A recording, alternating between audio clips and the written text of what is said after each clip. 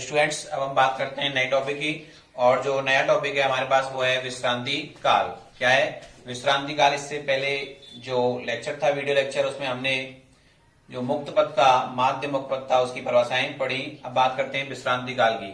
तो देखिए बच्चे, आप जानते हैं कि जब दो इलेक्ट्रॉन आपस में टकराते हैं, तो टकराने के बाद आप जानते हैं कि वो अनियमित पथ को क्या करते हैं, फॉलो करते हैं, जिसको हम लोग क्या कहते हैं, यादृच्छिक गति कहते हैं, रैंडम मोशन कहते हैं। लेकिन आप ये जानते हैं कि जब दो इलेक्ट्रॉन आपस में टकरा रहे हैं तो उनकी टक्करों में कुछ ना कुछ क्या लगता है, समय लगता है। और जो समय लगता है उसी को हम क्या कहते हैं, विश्रांति काल कहते हैं। किन्हीं दो क्रमागत टक्करों के बीच में इलेक्ट्रॉनों का जो समय लगता है उसे हम क्या कहते हैं, विश्रांति काल कहते हैं। किन्हीं दो क्रमागत टक्करों में जो समय लगता है उसे हम क्या कहते हैं, विश्रांति काल कहते हैं। क्या कहते हैं बेटा? उसको विश्रांति काल कहते हैं, जिसे टाउ से व्यक्त करते हैं। क्या करते हैं? टाउ से व्यक्त करते हैं, जिसका जो मान होता है वो 10⁻⁻14 सेकंड का होता है। कितना होता है? 10⁻⁻14 सेकंड का होता है। देखिए बेटा, हम बात करते हैं परिभाषा की। किसी भी मुक्त इलेक्ट्रॉन को दो क्रमागत टक्करों के मध्य, ध्यान दीजिए बेटा इधर, कि किसी मुक्त इलेक्ट्रॉन को दो क्रमागत टक्करों के मध्य मुक्त पथ पर चलने में जो समय लगता है उसे हम क्या कहते हैं, विश्रांति काल कहते हैं। मैंने आपको अभी थोड़ी देर पहले बताया था कि जब आपस में टक्करें होती हैं तो टक्कर होने के बाद जो इलेक्ट्रॉन होता है वो सरल रेखीय पथ को क्या करता है, फॉलो करता है। तो एक बिंदु से दूसरे बिंदु पहुंचेगा बेटा वो। तो एक बिंदु से दूसरे बिंदु तक जाने में इलेक्ट्रॉन को जो समय लग रहा है उसे हम क्या कहते हैं, विश्रांति काल कहते हैं। क्या कहते हैं उसको? विश्रांति काल कहते हैं। तो यही चीज मैंने यहाँ पे लिखी है कि मध्य मुक्त पथ पर चलने में जो समय लगता है उसे विश्रांति काल कहते हैं। दो क्रमागत टक्करों के मध्य लगे समय को भी क्या कहा जाता है, विश्रांति काल कहा जाता है। ये दूसरी परिभाषा है कि दो टक्करों के बीच में जो समय लगता है उसे हम क्या कहते हैं, विश्रांति काल कहते हैं। भाई, जब इलेक्ट्रॉन में आपको बताया कि जो मुक्त इलेक्ट्रॉन होते हैं वो धातु के परमाणु धनायन तथा अन्य मुक्त इलेक्ट्रॉनों से क्या करते हैं, टक्कर करते हैं। और जब टक्कर होती है तो आप जानते हैं टक्कर में क्या लगेगा, कुछ ना कुछ समय लगता है। जो समय लगता है उसी को हम क्या कहते हैं, विश्रांति काल कहते हैं। कि दो क्रमागत टक्करों के मध्य जो समय लगता है उसे विश्रांति काल कहा जाता है। तो एक डेफिनेशन तो ये हो गई। दूसरी डेफिनेशन ये बन रही है आपके पास कि दो क्रमागत टक्करों के मध्य, या आप कह सकते हैं कि टक्करों के बाद मुक्त इलेक्ट्रॉन जिस पथ पर चलता है उस पथ पर एक बिंदु से दूसरे बिंदु तक पहुंचने में जो समय लगता है उसे विश्रांति काल कहा जाता है।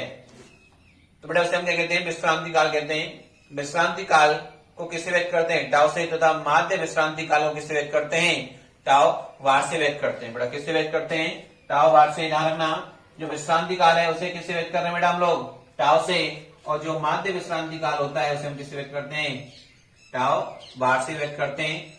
क्या बोलते हैं बेटा, साइन को ध्यान रखना, क्या कहते हैं, टाउ कहते हैं। माध्य विश्रांति काल क्या बनेगा कि एक से अधिक इलेक्ट्रॉन या एक से अधिक टक्करों के माध्य विश्रांति काल को क्या कहेंगे, माध्य विश्रांति काल कहेंगे।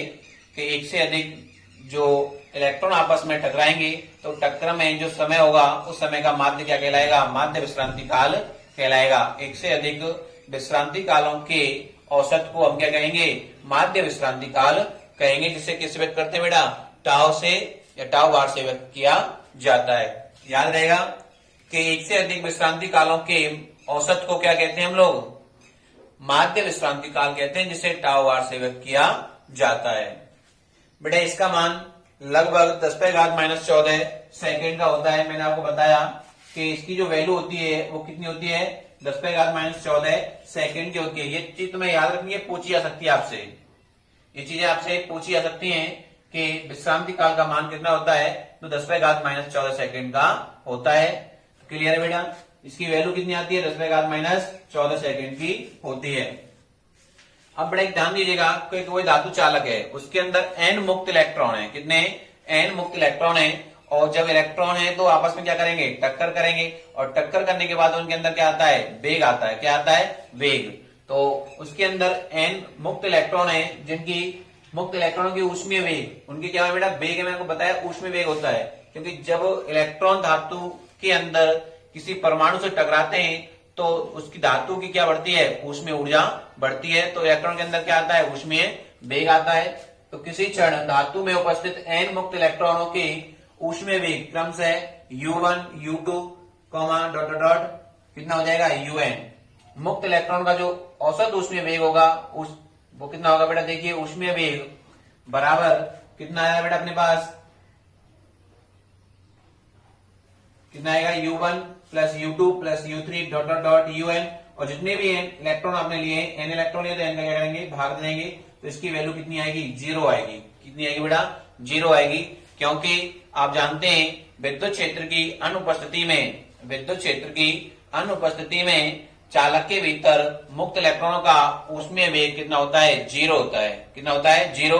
क्योंकि वो एक यादृच्छिक गति करते रहते हैं, चारों तरफ गति करते हैं, उनकी एक निश्चित डायरेक्शन नहीं होती है, इसलिए उनका औसत ऊष्मीय वेग कितना होता है, 0 होता है। तो एक पॉइंट क्लियर हुआ बेटा यहाँ से कि औसत ऊष्मीय वेग कितना होता है बेटा, 0 होता है। कितना होता है, 0। याद रखना है, धातु चालकों के अंदर मुक्त इलेक्ट्रॉनों का औसत ऊष्मीय वेग कितना होता है, 0 होता है। कितना होता है, 0। क्लियर है बेटा सभी का। तो मैंने यहां चीज लिख दी है कि विद्युत क्षेत्र की अनुपस्थिति में सभी मुक्त इलेक्ट्रॉनों का किसी भी दिशा में औसत ऊष्मीय वेग 0 होता है। क्योंकि आप जानते हैं जब विद्युत क्षेत्र नहीं लगता है तो मुक्त इलेक्ट्रॉन इधर उधर गति करते हैं, किसी भी डायरेक्शन में किसी भी समय वो गति कर सकते हैं, इसलिए उनका औसत ऊष्मीय वेग भी कितना होगा, 0 होगा। इसी कारण से इलेक्ट्रॉन का किसी भी दिशा में परिणामी प्रवाह नहीं होता है और चालक के अंदर धारा प्रवाहित नहीं होती है। तो बेटा ये टॉपिक था हमारे पास विश्रांति काल का, ठीक है ना, किसका था, विश्रांति काल का। तो मैं दोबारा रिपीट कर देता हूं एक बार कि दो क्रमागत टक्करों के मध्य लगे समय को क्या कहते हैं हम लोग, विश्रांति काल कहते हैं। क्या कहते हैं, विश्रांति काल कहते हैं। या दो क्रमागत टक्करों के बाद मुक्त इलेक्ट्रॉन जिस माध्य पथ पर गति करता है उसमें जो समय लगता है उसे हम क्या कहते हैं, विश्रांति काल कहते हैं, जिसकी वैल्यू कितनी होती है बेटा, 10⁻14 सेकंड की होती है। जो विश्रांति काल होता है उसे टाउ से व्यक्त किया जाता है। किससे व्यक्त करते हैं, टाउ से। क्लियर बेटा, इसका मात्रा क्या बनेगा, सेकंड बनेगा। कितना बनेगा, सेकंड बनेगा। और माध्य विश्रांति काल को टाउ बार से व्यक्त किया जाता है। दूसरा पॉइंट था कि धातु चालकों के अंदर मुक्त इलेक्ट्रॉनों का जो औसत ऊष्मीय वेग होता है वो कितना होता है, 0 होता है। कितना होता है, 0। इसलिए हम कह सकते हैं कि विद्युत क्षेत्र की अनुपस्थिति में मुक्त इलेक्ट्रॉनों का किसी भी दिशा में परिणामी प्रवाह नहीं होता है, क्योंकि उनका औसत ऊष्मीय वेग कितना है, 0 है बेटा। कितना है, 0 है। Thank you for watching video.